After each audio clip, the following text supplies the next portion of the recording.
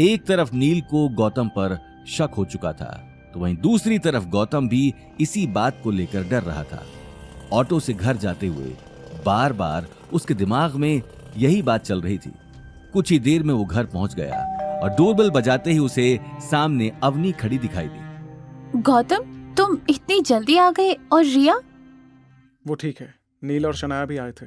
मैं कुछ देर उनके साथ बैठा, फिर रिया अग्रवाल हाउस के लिए निकल गई। कोई बात नहीं, वैसे भी रिया शायद ही यहाँ आती। ये बात कहते हुए अवनी गौतम को देखने लगी। गौतम अब तक अपनी आइडेंटिटी सामने आने के बारे में सोच रहा था। आज मानव ने आकर सब कुछ खराब कर दिया। कहीं इस नील और शनाया को मुझ पर शक हो गया। मानव से मिलने के बाद गौतम को अपनी पहचान का लोगों को पता लगने का डर था, तो वहीं दूसरी तरफ नील को भी कहीं ना कहीं गौतम पर शक होने लगा था। लेकिन साथ ही उसे रिया की भी टेंशन हो रही थी। ये बात सोचते हुए वो अगले ही पल होटल से बाहर निकल गया।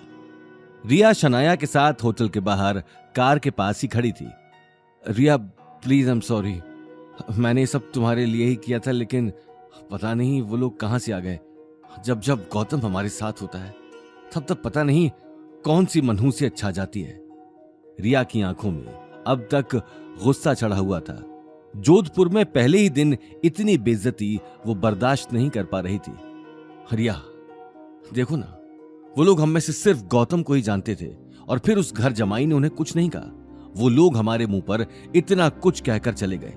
गौतम ने ये जानबूझकर किया है, उसे बस मौका चाहिए होता है, इसलिए वो हमारे साथ यहां आया था।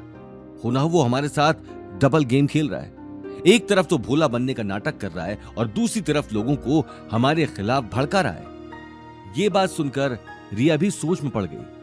हाँ, शायद तुम ठीक कह रहे हो। मुझे भी गौतम पर शक हो रहा है, क्योंकि अचानक उन लोगों का आना और हमें इतना कुछ कह जाना, ये कोइंसिडेंस नहीं हो सकता। मिस्टर मानव इस शहर के जाने माने बिजनेसमैन हैं और उनका गौतम जैसे फटीचर आदमी से बात करना मेरी समझ से तो बाहर है।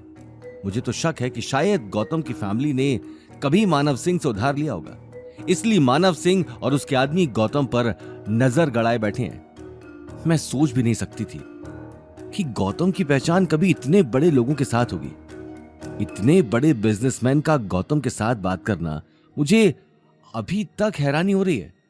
रिया की यह बात सुनते ही शनाया नील को देखने लगी। इसमें हैरानी की क्या बात है रिया? वो लूजर है एक नंबर का और हमेशा लूजर ही रहेगा। ये बस कोइंसिडेंस ही था और कुछ नहीं।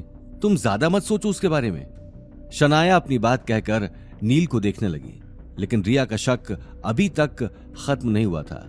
आज सबके सामने उसकी बेइज्जती हुई थी और उसकी वजह सिर्फ गौतम ही था। वहीं दूसरी तरफ गौतम भी इसी बात के बारे में सोच रहा था। उसी वक्त दरवाजे की घंटी बज गई, लेकिन गौतम अपनी सोच में डूबा हुआ था। उसे दरवाजे की घंटी सुनाई नहीं दी। ये देखकर गीता गुस्से में आग बबूला हो गई।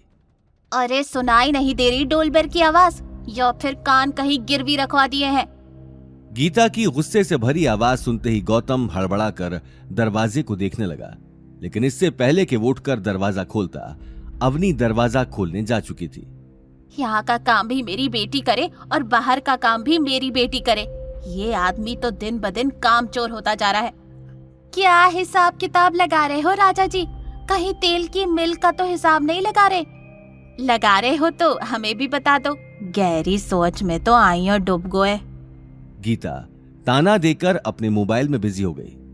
गौतम अगले ही पल उठकर अवनी के पास चला गया, लेकिन दूसरी तरफ अवनी ने जैसे ही दरवाजा खोला, उसे बहुत हंसने की डरावनी आवाज सुनाई दी। क्या डैड, आपने तो मुझे डरा ही दिया। अवनी, ये देखो मैं क्या लाया हूँ। ये है एंटीक ग्लास का सेट, राजा महाराजा के टाइम का, जिसकी कीमत 50,000 है। ये तुम्हें पूरे जोधपुर में नहीं मिलेगा। रेयर पीस है। बताओ कैसा लग रहा है? ये कहते हुए अनिल ने एक बेहद एंटीक ग्लास और जग का सेट अवनी को दे दिया। अवनी जितना हैरान उस एंटीक सेट को देखकर थी, उससे ज्यादा हैरान 50,000 सुनकर थी। गीता और गौतम को अपनी आंखों पर यकीन नहीं हो रहा था। 50,000? लेकिन डैड, आप इतने पैसे लाए कहाँ से? आगे की कहानी जानने के लिए। देखिए अगला एपिसोड सिर्फ पॉकेट एफएम के यूट्यूब चैनल पर और रॉयल वारिस के सारे एपिसोड्स को सुनने के लिए डिस्क्रिप्शन में दी लिंक से डाउनलोड करें पॉकेट एफएम ऐप।